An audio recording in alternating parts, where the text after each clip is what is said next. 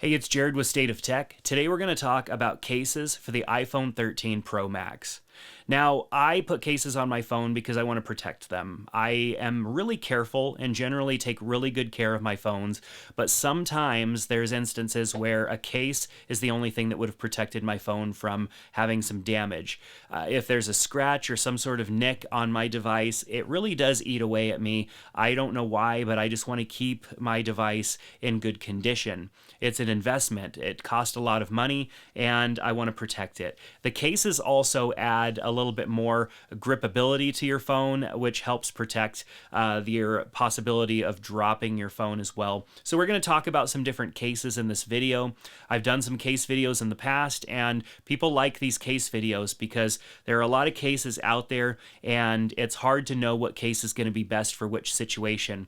And so the case that we're starting off with first today is the Apple leather case. The Apple leather case is a great option because it's from Apple and it's MagSafe compatible, and it really form fits the phone well. The leather cases that they produce are really nice. There are a lot of leather cases out there, some of them fake leather, some of them real leather, and with real leather you get these issues around the corners of where they had to bend the leather and mold it, and not all case manufacturers do a good job of that. The feel and the texture of this case has just always been great. The last several years that I've been buying these cases, even after using them for long periods of time, they still feel well. It takes a good whole year for the case just to start to feel maybe a little bit grimy, but it's still easy to clean as well, because we get oily fingers. We're out doing things throughout the day, and then we touch our phones, and our phones collect a lot of that stuff. So Apple has done a really good job with their leather case.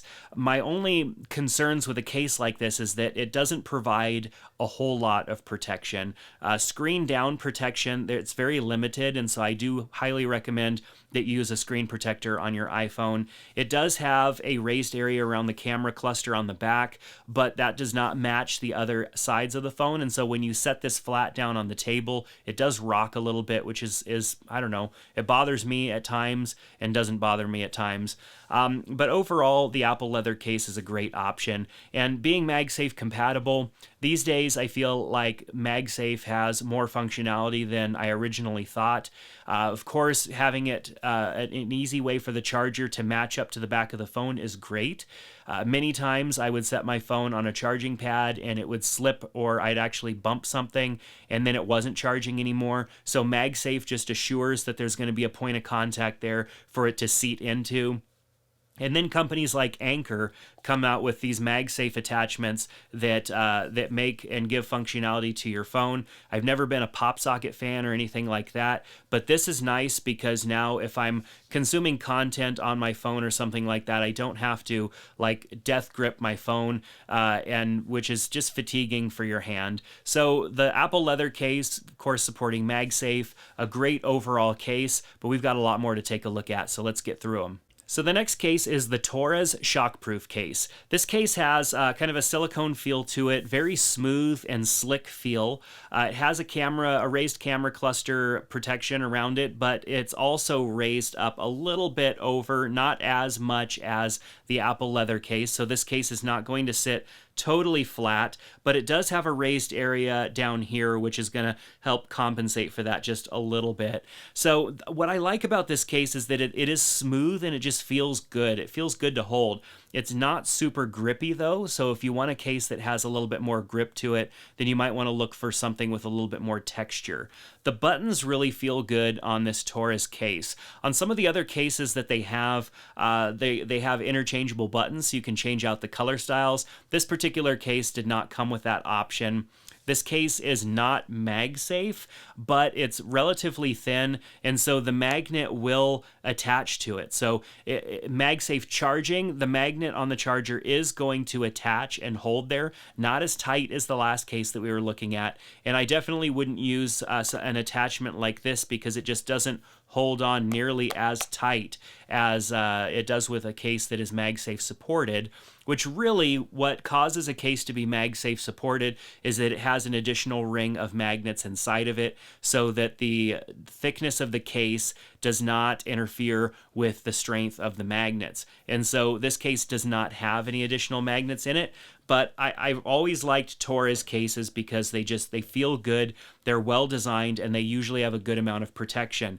This case has quite a bit more screen down protection or raised protection from the screen coming in contact with things, but still not a ton. It has a little bit more raised edges on the top and the bottom than it does on the sides, so that's going to help, but I still would recommend a screen protector with this case from Torres. Moving on to the Mag Armor series from Spigen, this case has a little bit more texture to it. It's still kind of a silicone type case, but it's not as slick as the case from Torres. And this one also has MagSafe supported as well. So if we take our magnet and snap it onto the back, it's going to snap right into place, and it is pretty sturdy. It's not as sturdy as going direct to the phone, but it would do the job. This attaches really nice, and I would feel safe and secure using this attachment with this case, and then of course the MagSafe charger itself is going to snap on without a problem. So this case does have a raised camera area here with no additional raised areas anywhere else on the case, and so this case is not going to sit totally flat on the table. It has about as much raised area over the front end of the phone as the Apple leather case, so not a lot of screen down protection here. So I highly recommend a screen protector with this particular case. But what does feel really good are the buttons. The buttons feel great. They're easy to identify, and they just feel great to push them. There's a good amount of space to get to your rocker switch, and there's a bigger opening in the base for the charging port. Some cables that I have seem to be a little too big for some of the other cases, and so Spigen has made a little bit more room here for some of those more durable cases that have a little bit bigger of a plug. So I really like this case so far. It has a bit of a texture design to the back of it, and so overall, this case probably so far is my favorite. It feels really good. It has a nice design and style to it, and just a little bit of ridges on the back, adding a little bit of grip is nice. So when I set this phone down on something like a seat or on my leg, my pant leg sometimes, a phone with nothing will just slide right off. This is going to at least grip a little bit. Not a lot, but a little bit, and every little bit helps. So the Mag Armor series from Spigen, so far, probably my favorite so far. Really nice case, and let's move on to the next one. So next we're going to take a look at the Atomic Slim 4 Series case from Ghosttec. This is the case that I've been using for a while because it got sent to me really early. Most of these cases I've purchased, but this particular case was sent to me. It is MagSafe supported and even has kind of the diagram on the back to let you know that, which I dislike. I would much rather have something else there other than that particular symbol, but it is what it is, and MagSafe on this case works really well. The magnets are super strong in this case, like stronger than even going straight to the iPhone and not using a case at all. And so what I do like about this case is that it is thicker. There's a lot more protection all the way around it. And the way that they've designed the case, this sits nice and flat on the table and does not rock around. It also has a lot more protection for screen down. And so if you're looking for a case that has greater protection, this particular case is going to give you more protection than any of the other cases that we're going to be looking at today. I still do recommend a screen protector because there's still a limited amount of space here protecting the screen from whatever it would come in contact with, but definitely a lot more than the other cases. It does have good openings for all of the ports, but there is a lot more added around the outer edges of this phone, so it does add to the size substantially. I could tell a drastic difference in using the phone with this case versus the Apple leather case. But overall, I do really like this case because of the added protection that it gives. The only thing I wish that it didn't have was this design on the back signifying MagSafe. I just don't like that at all. But other than that, I do really like the case. The buttons feel good. It has indentations right in here that are just really good for holding onto the phone and giving you a little bit of extra grip. There is actual grip in the sides of the phone too, this is a case for those that are more active, that need something with a little bit more protection. If your phone is commonly slipping out of your hand hand or slipping off of something, a case like this is going to add a lot more protection. And then if you pair that with the Anker MagSafe grip here on the back, I mean, this is kind of like just a great combination for phone protection. And so the Atomic case from GhostTech, a great case, maybe a little too much depending on how much size and heft you want to add to your phone, but definitely one of the better cases that are out there. So I'm not sure how to pronounce the name of the next company. I don't know if it's Keiseki or Case-Key or something like that. But this case is like a silicone, plasticky, ultra slim case. Like this case barely adds much thickness overall. It's thinner than the Apple leather case. The only real protrusions that have to be there really are so the buttons work. The buttons are very easy to find because they are protruding, as you can see, from the sides of the phone quite a bit. And then there's a good protrusion around the camera cluster protecting that, because a lot of times our phones are camera side down and we don't want to scrape those up on whatever surfaces that we're on. But this case is going to rock a lot because that camera cluster protection sticks out quite a bit. But what I like about this case is just how minimal it is. This case adds protection all the way around the phone without adding really much additional bulk to the phone at all. And it also is MagSafe compatible. And so not only is it, oh boy, that magnet is strong. I could barely even rotate. I mean, I can, but it's much harder to rotate the Anker grip around the phone. And so the magnet that's inside this tiny, tiny case is extremely strong. I would say just as strong, maybe a tiny bit stronger than the last case, the Atomic case from GhostTech that we looked at. But that's good, because a case this thin, not really adding any grip, means that you might want something like this Anker grip, and that's going to really stick to the phone a lot harder because of how strong of a magnet is in this case from Keiseki, or however you pronounce that name. But overall, I do like this case. I think if I had to choose between this case and the Apple case, I would go with the Apple case just because of the leather texture. I like the way that that feels a little bit better. But the strength of the magnet on the back of this is great. If I was going to use my phone with some sort of a MagSafe car attachment, I would feel much more secure using it with this case than even the Apple leather case, just because of how strong that magnet is on the back of the case. And so while this case is extremely minimal, it does not add a ton of protection, and especially screen down. I mean, I have a screen protector on my phone, so that does add a little bit to the thickness of my phone, but it is completely flush here with the edges of the case, and so there's no case protection protecting my screen protector from being face down on the table as well. So that's something to consider. But overall, I mean, I'm impressed with this case. This is, I think, the first time that I've ever had a case from this company, and what I was really looking for was MagSafe cases. Even though the Torres case is not fully MagSafe compatible, it was close enough. But I've got to say, this case is pretty impressive.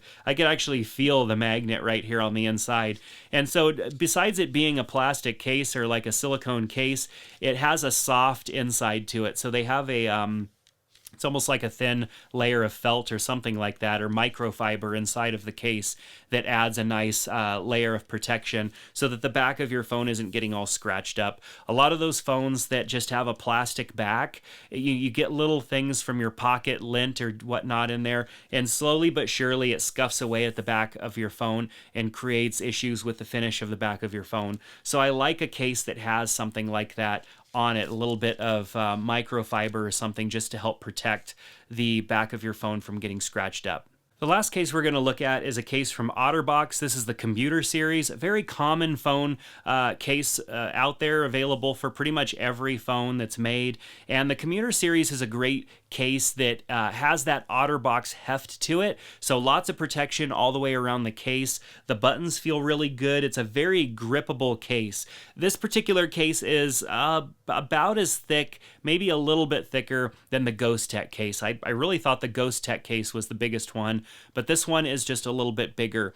And this OtterBox case is really great because it has a hard back to it, so very secure. This is going to take, a good beating, but then it also has the rubber inserts as well that adds the gripability to the case and makes it just really feel good. This particular case does have a little bit of a raised camera cluster, but also these pads here on the side, these grip pads, are raised up just a little bit, and so this phone case is going to sit relatively flat on the table. It has a lot more raised edge on the screen side of the phone, so we're going to have good protection there. Even with my screen protector that's on there right now, that's going to be protected as well. So overall, I do really like the OtterBox case. It does have a protective flap on the bottom of the case to protect the charging port from getting full of whatever. So if you're out in more dusty environments, it's a good option to have something that covers that up. For me, it's kind of frustrating because it's there, but these days, because of wireless charging, I don't necessarily care so much about the charging port. But we're going to check and see how MagSafe compatible this case is, and it is not really MagSafe compatible at all. The magnet nearly falls off the back. So while I have tested this for wireless charging, and a good wireless charger will penetrate through the back of this case and charge your phone, it is not MagSafe compatible, and so hopefully they will start adding MagSafe compatibility to some of their more popular lines, OtterBox, but right now this particular case does not support it, and I definitely wouldn't be able to use it with something like this Anker grip. So that's going to do it. I hope that you found a case that interests you. I've got links to all of them down in the description below. I like to try out these different cases because they continuously change and add new features, and they feel different based on how the new phone designs are, and so I like to try them out before committing to one, and so I hope that these videos help you out with making your decision. If they do, make sure to use those links down in the description below, and if you have any questions or thoughts, use the comment section below, and I'll be down there answering questions or just chatting along with you guys. So thanks so much for checking out this video. I hope to see you back in another one soon. So hit that subscribe button, give it a thumbs up, and we'll see you there. Take care.